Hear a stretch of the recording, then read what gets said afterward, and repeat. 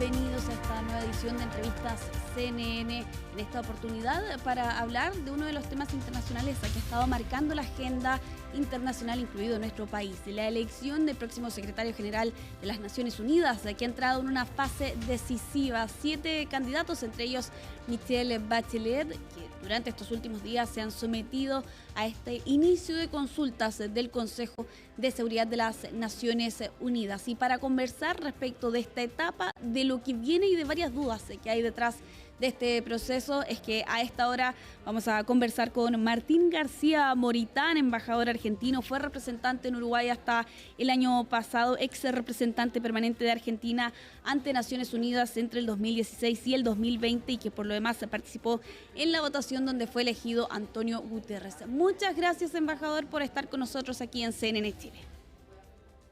¿Qué tal? ¿Cómo le va? Gusto para mí.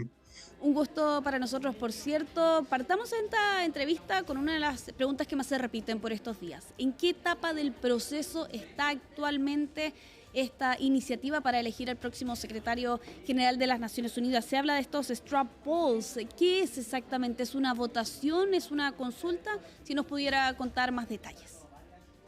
Bien, sí, hemos entrado en una etapa decisiva. Después de casi 5 meses de campaña, a la que se han ido sumando distintos candidatos. Empezó el argentino Rafael Grossi, después se fue incorporando la presidenta Michelle Bachelet y después algunos otros más. Y hoy son 7 los candidatos. Una etapa decisiva, cuando ya en el Consejo de Seguridad, después de haber escuchado a los candidatos en los hearings, en la Asamblea General, dentro del Consejo de Seguridad, en el Town Hall, ahora empieza la etapa decisiva, que son estas consultas informales a través de votación dentro del Consejo de Seguridad en el salón de consultas informales, no en la sala a la que estamos acostumbrados a ver con esa famosa herradura, sino a puerta cerrada, en papeles que hasta el momento son todos iguales. ¿Y por qué hago esa mención? Porque en un momento determinado, cuando se empiece con la votación formal, las boletas de los miembros permanentes del Consejo de Seguridad, es decir, Estados Unidos, Rusia, China, Francia y la Unión Soviética y Rusia, van a tener boletas de otro color. En el 2016, este procedimiento se inició y las boletas de los miembros permanentes fueron rojas, mientras que las boletas de los miembros no permanentes y los miembros rotativos eran blancas. Es decir, en esta etapa decisiva que empezó la semana pasada con la primera votación, straw poll, fueron todos con las boletas de mismo color, así que no se conoce hasta el momento quiénes son los que apoyan menos o no opinan. Sí, eso es importante. Varios puntos que sacar respecto de sus declaraciones, embajador. Por un lado, usted hacía alusión a esta votación con colores. Si nos puede ejemplificar por qué es importante que en las siguientes etapas se lleve a cabo la utilización de estas papeletas o boletas de color rojo. Como entendía allí también, por cierto, en estas declaraciones, para dejar en claro quiénes son los países miembros, ¿no?, que tienen poder de veto. Entiendo que esa es la razón por la que son de un color diferente, para diferenciar rápidamente que ese candidato ya no puede seguir entonces en este proceso. Exacto. Esta etapa informal es para justamente ir dando la posibilidad a los candidatos de ver que si los próximos straw polls informales no son favorables, le den la oportunidad de retirarse elegantemente. En este último straw poll, el primero, hubo un par de candidatos que tuvieron votos alentadores. Es decir, justamente en la boleta aparece alentar, desalentar y no opinión. Quiere decir que el Estado que vota, de los 15 miembros del Consejo de Seguridad, hay 5 que son permanentes, que son los que tienen el derecho de veto, que son Rusia, Sí. China, Estados Unidos, Francia y el Reino Unido. Embajador. En esta etapa, como yo decía, sí.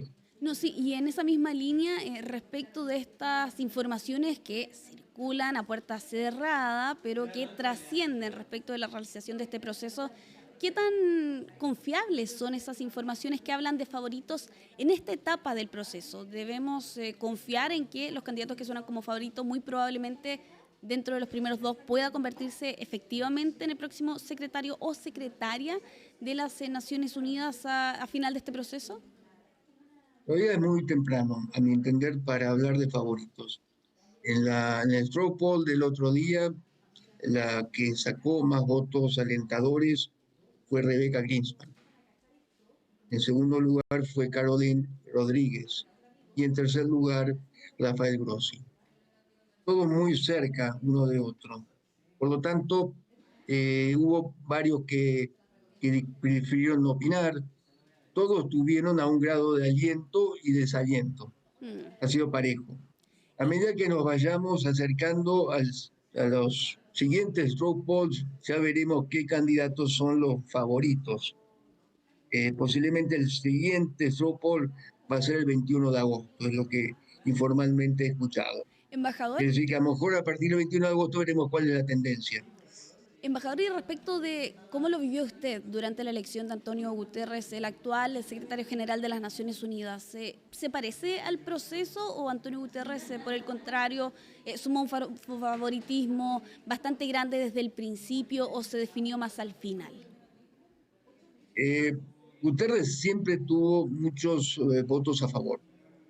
En segundo lugar, estuvieron muy cerca Turk y Susana Malcorra.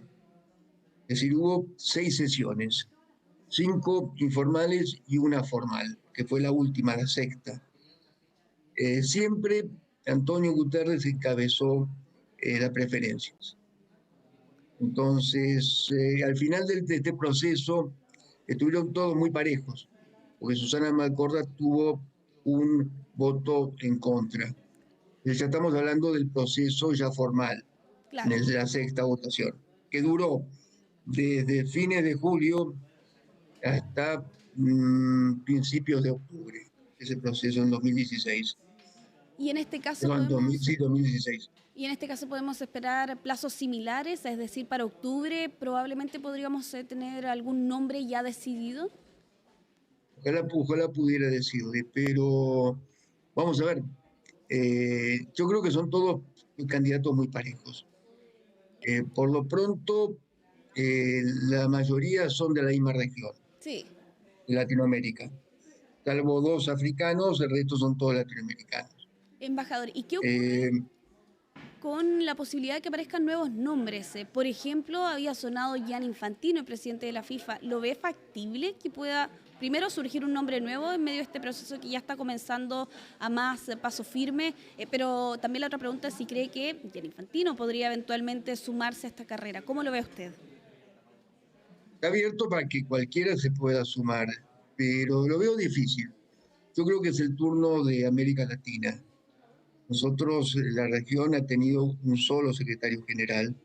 Si bien no es una regla de que sea por una determinada región, pero es la única región que ha tenido un solo secretario general. Por lo tanto, yo creo que es la hora de que el secretario general sea de la región.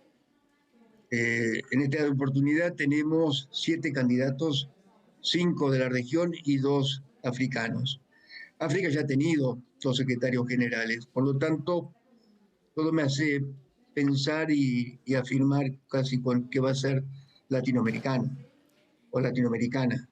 Es decir, eso habrá que ver cómo siguen los próximos straw polls en el Consejo de Seguridad. Embajador, ya para ir cerrando esta sección de entrevistas CNN, no sé si usted ha estado al tanto respecto de la situación de la expresidenta Michelle Bachelet y respecto a su candidatura, que no cuenta con el respaldo del actual gobierno chileno. Dada su experiencia, ¿cree que ese tipo de situaciones perjudica la candidatura, ya sea de Michelle Bachelet o de cualquier otro candidato que esté en este proceso? No, no creo. Yo creo que la señora Michelle Bachelet tiene suficientes realmente méritos como para presentarse como candidata. Ha sido mundialmente reconocida, ha tenido cargos muy importantes dentro de las Naciones Unidas. Yo creo que está en igualdad de condiciones del resto de los candidatos. Eh, Ahora la decisión de los 15 miembros del Consejo de Seguridad, de los 5 permanentes y los 10 no permanentes. Lo que sí estoy seguro que debiera ser latinoamericano. Sí, ahí están puestas, por Entonces, cierto. Sí, por favor. cuando Pérez de Cuellar fue secretario general, ha sido un excelente secretario general. Yo creo que es la hora de tener otro u otra secretario general. Yo como argentino, no solamente porque creo que Rafael Grossi es un gran candidato, espero que le vaya muy bien. Y realmente creo que tiene por su experiencia los mejores este, diplomas como para ser un excelente secretario general. Sí, ahí están. Conozco a Rebeca, conozco a Michelle Bachelet, la conozco también a la candidata ecuatoriana. Por lo tanto, creo que nos encontramos con muy buenos candidatos. Lo importante es que sea latinoamericano y bueno, yo creo que con la crisis que está atravesando Naciones Unidas necesitamos un o una secretaria general con personalidad, con un apoyo muy grande de los Estados miembros y sobre todo mucho pragmatismo. Sí, esa es también la apuesta, ¿no?, que hay respecto de la próxima figura y sobre todo las fichas, como decimos acá en Chile, están puestas a que sea desde nuestra región de América Latina. Muchas gracias, embajador Martín García Moritán, embajador argentino, ex representante permanente de Argentina ante Naciones Unidas entre 2016 y 2020, por esta conversación y por despejar varias dudas que hay detrás de este proceso. Muchas gracias. El gusto es mío y muchas gracias por la entrevista. Hasta luego. Bueno, avanza este proceso con estas consultas informales. Estamos a la espera entonces de estas votaciones a que finalmente definan quién va a dirigir a contar del próximo 1 de enero del 2027 Naciones Unidas. Muchas gracias por acompañarnos aquí en Entrevistas CNN. Sigan en la sintonía de nuestro canal.